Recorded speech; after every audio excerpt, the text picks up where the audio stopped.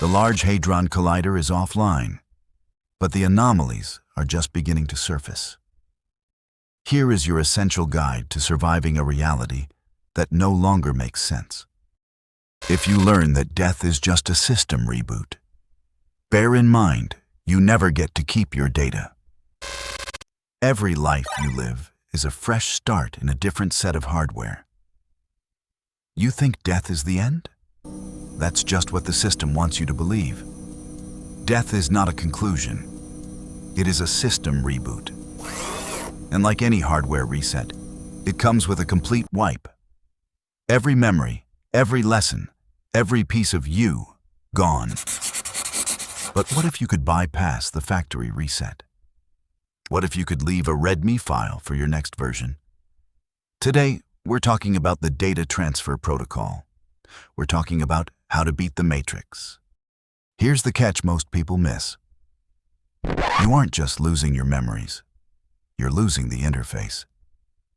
Imagine you've spent a lifetime playing a high-end game on a PC, and suddenly you're forced to play the next level on a dusty 8-bit console from the 80s. The controls are different. The processor is weaker. It can't even run the high-resolution files of your current life. You cannot transfer the data, the faces, the names, the history. That's all tied to the old hardware. If you want to beat the reboot, you have to stop trying to save the files and start focusing on the code. You have to encode your essence into the very structure of your thinking. So, how do we encode the code? We use the anchor technique. You can't take a journal or hard drive to the next life. You have to take a pattern, find a sequence, a series of complex, irrational sounds, or a set of abstract, non-natural shapes. Don't use words. Words are too tied to your current language-based operating system. Use math. Use geometry. Use rhythm. Spend your life burning this pattern into your subconscious. Meditate on it until it isn't a choice anymore. It's a reflex. You want this pattern to be so glitchy, so out of place in nature, that when your new blank slate brain encounters it, it triggers a system error. That tiny spark of recognition, that's your backdoor access. That's your previous self saying, "Hello, I'm still in here." Now, if you can't save the data in your head, you plant it in the environment. Think of the world as a server. It's persistent, it stays long after the players log out. If you're truly committed, you leave a breadcrumb. Embed your data into the foundation of a place that's ancient or obscure. A remote mountain carving, a sequence of stones, or a pattern hidden in plain sight in a city that's been standing for centuries. You aren't trying to find it later like a scavenger hunt. You are trying to be drawn to it. This is the law of synchronicity. When your subconscious is primed with your anchor, your new self will feel an inexplicable magnetic pull toward that location. You'll call it intuition or sudden interest. But it's not luck. It's your previous version, leaving a trail of breadcrumbs for you to follow home. Have you ever found yourself obsessing over a city you've never visited? Or felt a strange, magnetic pull toward a specific town, a bridge, or a mountain peak? That isn't wanderlust. It's a data retrieval mission. Now, some of you are going to ask, if I have a brand new brain, doesn't my old subconscious get wiped along with my memories? And you're right. If you think of your mind as a file stored on a hard drive, then yes, the drive is formatted and the file is gone. But that's thinking like a prisoner, not an architect. Stop thinking of yourself as a file.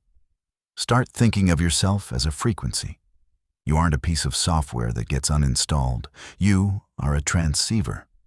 Your brain is just an antenna, a piece of hardware designed to tune into the signal of you.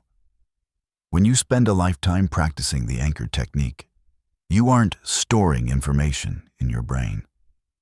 You are tuning your own internal frequency to a highly specific, custom-made signal. You are literally refining your own style. When your current hardware fails and the screen goes black, the signal you've spent a lifetime tuning doesn't just disappear. It remains resonant in the field.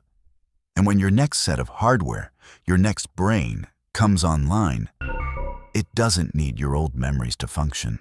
It just needs to be tuned.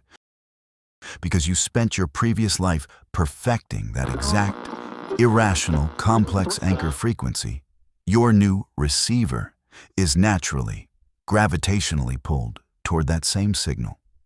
You don't remember your past life. You just start vibrating at the frequency you left for yourself.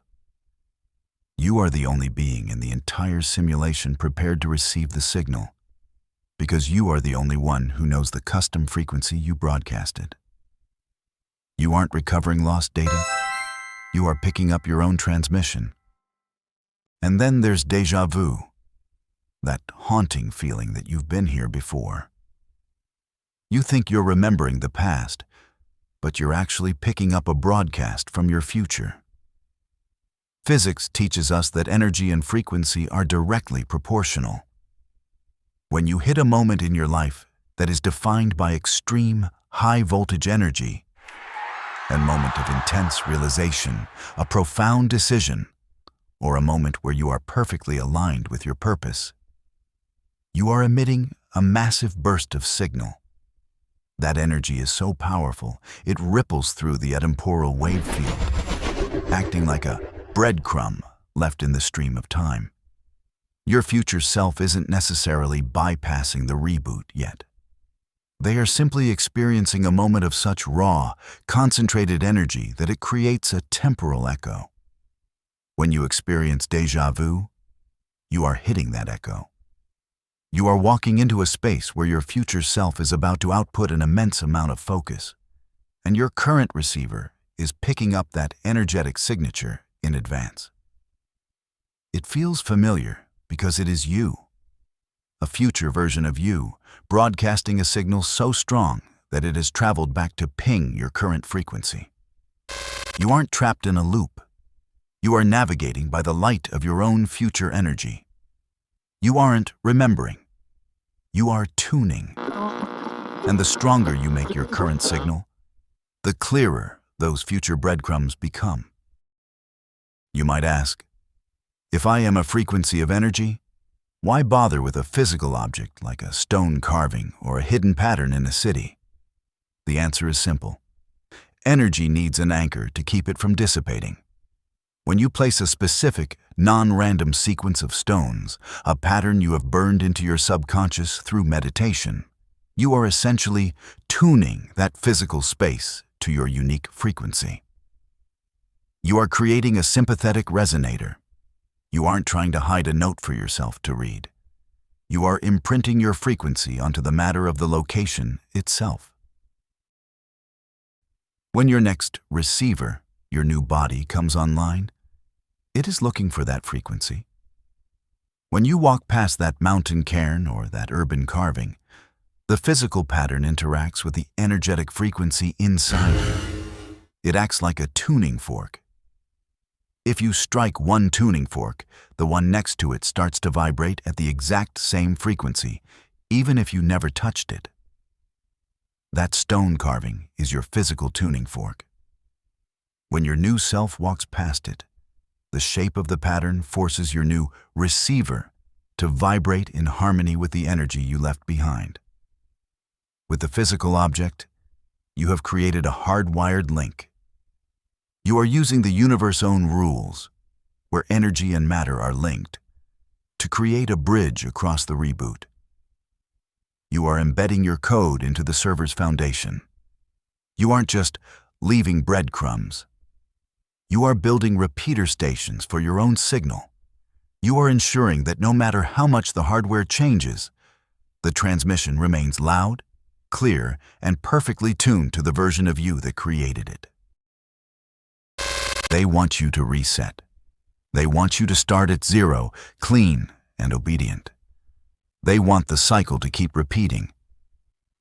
But if you hold on to that anchor, and if you leave those breadcrumbs, you aren't just a player anymore.